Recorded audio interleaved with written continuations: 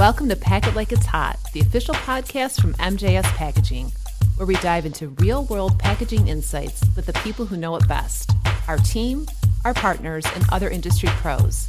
Let's get started. Well, good morning, Cindy. Welcome to Pack It Like It's Hot. Hey, Greg, how you doing today? I'm doing fine. How are you? I'm fine, thanks. Hey, I got a question for you today. Oh boy, okay. Have you ever been to Wisconsin? I have been to Wisconsin. I have been to Wisconsin many times, and I have found that it's a beautiful state. They have wonderful people. Everyone I've met from Wisconsin, down to earth, good people. They have outstanding dive bars with many unique games that are only found in Wisconsin. Okay. And they also have our guest who's going to join us today. We're joined by Jason Kitowski, who is the Vice President of Sales at Radius Packaging in Wisconsin.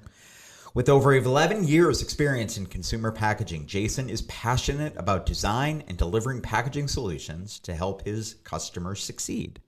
And today we're going to focus on sustainability in packaging. Hey, Jason, welcome to Pack It Like It's Hot. How you doing? I'm doing great. Appreciate the invite. It's nice being here with you. We're glad you're here. Very glad you're here. Yeah. Very glad you're here.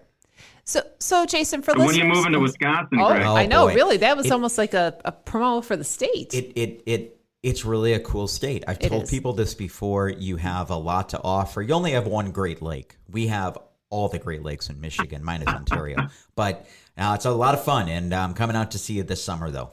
So we'll All right, hang. looking forward to it. Yeah, for sure. Excellent.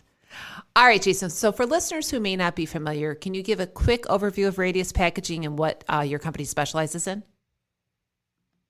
Yeah, we are a rigid plastic packaging provider, and we do blow molding, we do injection molding, we do injection stretch blow molding. We have a variety of different technologies, which really gives us the ability to support our customers depending on the scope of the project, right? So we've got massive high cavitation machines, fully automated for big scale, big volume. And we have smaller platform machines for opportunities where we're looking to do the design and development and get started. And, you know, the growth trajectory is somewhat unclear, right? Because it's a new project that's going to launch and, don't always know where the consumer behavior is going to take us. So it allows us to get into it at lower cost, lower volume. And then if that business takes off, we've got all sorts of options as we continue to scale up. We've got 2 production facilities down in southeast Wisconsin. Okay. So a lot of redundancies there. Run a variety of materials from polyethylene to polypropylene to PET to some bioresins, different types of PCR, multi-layer, monolayer, all sorts of different stuff to offer. So we like to get really engaged with our customers to understand what is it the need and desire they're after, and be more of a full solutions provider to say, hey, here's a couple of different ways we can go about this. How does this fit what you're looking for? And you mentioned PCR and bioresin in there, and I'm sure we'll hear a little bit more about that today as our focus is going to be on sustainability, right? So Yeah, that's a great segue. It's like we planned that. So tell us more about sustainability in packaging. What does that mean? And not just in theory, but in practice, when day to day, what does that mean when we talk about sustainability? Yeah, I think, sustainability is a big buzzword, and it's been around for a while, but it definitely has evolved. I think early on, when you thought of sustainability, it was like, it was the package itself. If it goes into the disposal or the garbage, that it's going to, break down, what's the recyclability of that particular package. I think as time has gone on, it's become much broader, right? You've got your scope 1, 2, and 3 emissions that people are starting to track. And it's not so much the package as it's what's the amount of energy or waste or consumption it takes to produce that material. The freight part of it. Right. Are your facilities, what are you doing in your facilities to improve sustainability? It's really about carbon footprint reduction and things like that. So it is expanded further out than just the package. Sure. Great point. Sure. Great point. I see a lot of talk out there on to that point on life cycle LCAs and seeing a lot of EcoVadis conversations that both suppliers and customers have. So I think those sound like areas that you're driving at, right? It's more than just more than just the bottle, right? What else are we doing? Mm-hmm. Yeah, good stuff. But for years, we've seen that brands will talk about, oh, they want to be sustainable in this, and they want to do this, and this is our goal. And then what they're actually willing to implement has not been the same thing. It hasn't really leveled. So are you seeing any shifts in that? Are you seeing that kind of, that the goal is matching more the behavior, or is there still that disconnect? Again, I think it's an evolution. I think everybody here wants to take care of planet Earth, right? And they want to do the right thing. Right. But at the end of the day, there's a cost associated with it, right? So everybody would love to have 100% recycled content made in your container. Sure. Mm-hmm. But there's some limitations, right? There's going to be costs that are tied to that. And what's the consumer willing to absorb for that? Mm-hmm. And you have a group of consumers that are willing to pay a premium to have that. And I think that demographic is slowly growing, but I think a lot of it is just the industry catching up to it as well, right? How can they be more efficient in the collection of recyclable materials and doing the recycling and cleaning it, getting it out.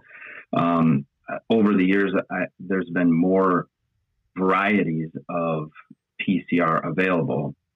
You've got your natural or your sorted, which is basically coming from milk jugs. That comes at a premium. But you've got your mixed color PCR now, which they'll take, your Tide bottles, your other, they'll blend it all together and you got kind of a grayish tint to it. Mm-hmm. You've got a variety of different materials that are in there. So there's some processing challenges that will come with it. But for specific markets, that's going to be okay. Right. Something that's in chemical cleaning or cat litter, great. Mm-hmm. We could use those types of materials. In a food grade product, probably not going to want to do that. You're going to want to use something more higher end or a bio-based type of resin. So I think everybody wants to get to that point. It's the scale and the cost associated and what brands are able to absorb it and which ones aren't. Before we continue, we want to thank you for listening. Each month, you have a chance to win a $50 Amazon gift card and a Pack It Like It's Hot podcast logo coffee mug for our podcast giveaway. During this episode, we've shared a designated keyword. This month's keyword is lightweighting. Again, that's lightweighting. You can submit that keyword on our website through the podcast giveaway page, mjspackaging.com/podcast-giveaway, for a chance to win. We'll select one eligible entry at random at the end of the contest period. See the official rules on our website as well. Now, let's get back to the conversation. So we've heard you mention, and anyone listening to this podcast has probably heard PCR, bio-based resin, lightweighting, and so on. When you're laying in bed at night and you can't sleep and you roll over and you tap your wife on the shoulder, say, "Hey, honey, I want to talk to you about X." Which one of these do you want to talk about with her?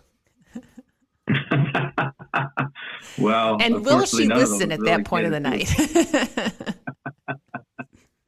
I usually get the, "You're crazy, go to bed, you're driving me nuts." Fair. But as far as the sustainable materials, I think they all have their own place, right? So again, the PCR, and if I'm thinking of polyethylene and specifically, that's where we have all of our newer equipment that we've been purchasing for the last few years is multi-layer, right? So we can do a mixed color PCR. The cost of it is much lower than going to a natural sorted type of PCR, but it's got that gray color looking, right? So this way we can bury it in the middle layer. We can hide that to some degree. It allows us to put 20-30% of PCR into it.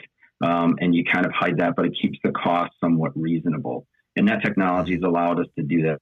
And that's more in your home care, cleaning markets and your industries, right? When you get into the food grade side of it, we've been pivoting more towards the bio-based resins, which, comes in like a virgin pellet material, but that has been produced from, instead of oils or gases, it's coming from like sugarcane, for example. So have some of the sustainability benefits tied to it. Now, again, that comes at a premium, so it's all up to our customer of, well, how much can we add, where the price point still makes sense. Mm-hmm, mm-hmm. That's good stuff. Yeah. And how does that reality check conversation go? Someone tells you, I want to be fully sustainable. What are you kind of having to tell them? Yeah, I mean, that's a great question, because what does that really mean? Everybody has a different definition, right? Is it, I want my container to go into the garbage and it's going to break down in the landfill in 2 weeks? Maybe for some people, that's what they want to see. Again, I think fully sustainable, all of the plastic materials that we use, they're 100% recyclable. So that's important. And I think that's something that's been, I'm in plastics, so I'm biased to it. And there's other materials out there, and they all have their benefits. I think plastics get a bad rap sometimes, and I think it's somewhat unfair, in my opinion. But sure. Yeah, sure. I agree. Without plastic, we would be living in a different world. Mm-hmm. Mm-hmm. Absolutely. Yeah, absolutely. Sure. So if you could wave your magic wand and fast track one change across the entire packaging industry in regard to sustainability, what would you do? It's a good question. I think it comes down to the understanding of it, like big picture. Again, I talked about there's different materials that have different benefits. You take glass, for example. I mean, glass seems to be what the general population is like, oh, that's recyclable. We should use that. Again, to produce a glass container is multiples. I mean, to the tune of 8-10 times more energy consumption to produce. It's very heavy. Sure. To freight it, to move it around. So again, I think the perception of what all of this is, it's somewhat skewed in the general population at times. So if there was a way to have very clear information and the general population to really understand the benefits of what this means, going back to fully sustainable, let's think big picture here. Plastics is a phenomenal material. I mean, for delivering goods safely, keeping them protected, and for the consumer when they open it up, that's really what it is. I mean, the packaging is a delivery vehicle for whatever that content is inside the consumers are after. Mm-hmm. Right. It's a great point. Great No, point. it is. And are we ever going to get to the point where we can completely do away with any one material? I mean, certain types of plastics maybe, but you can't. I just don't see how that would be a thing, right? I don't think so either. And no. I think a lot of it comes down to the infrastructure to collect it and process it and recycle it, right? Mm-hmm. I mean, I'm in the industry, so I'm a little more like, okay, I keep my stuff in the recycle bin and I do that. But there's a lot of people that just throw the stuff in the trash. So it's got to start from the consumer that really wants this or wants to talk about it. That it's a big picture. It's not a plastics processor problem or anything like that. It takes everybody's effort to do this. Mm-hmm. Do you and I do this, so full disclosure, do you get after your family for throwing the wrong things into the bin? Because I do. Oh, you bet. Yeah. I make my kids shovel the driveway. Well, I make them do that anyway. They don't listen most of the time, but sure. Right. I see plastic in the garbage, you're out. You got laundry, you clean your toilets this week. Absolutely. We've got a little makeshift dental chair in our basement that I send them down to, and I perform. No, we don't do that. But it is fascinating, and even my younger kids that aren't that young, they struggle with what is and what is not recyclable. Mm-hmm. And then, of course, my in-laws who are significantly older, it's always interesting to look in their recycle bin when we visit. That's good for a laugh. Mm-hmm. But they're well intended, but that's the challenge of the consumer. It starts with the consumer, and we need to understand what we can and cannot do. Mm-hmm. Yeah, absolutely. Yeah. And there's a lot you can do to design for sustainability too. I think in a lot of our products, the lightweighting side of it, we've pushed those limits, right? So now you got to design radiuses and corners and things to help get the integrity of the package you still need. But it does become challenging when it's such a thin wall package already. Right. Sure. Yeah. Yeah, we've all seen examples of products that have gone too far the other way with the light weighting, and you're barely able to hold it without the product squeezing out or almost collapsing onto itself. So yeah, there's definitely a balance there. There is. There is. Thanks again for joining us, Jason. We really appreciate you Jason. sharing your Good insights. Yeah, same. Appreciate the invite. We should do it again sometime. All right. Be well. Thank you. Thanks for listening to our MJS podcast. Make sure to follow and listen on Apple, Spotify, or YouTube. Tune in next month when we will be joined by another packaging expert. And remember, packaging solutions are just a click away at mjspackaging.com.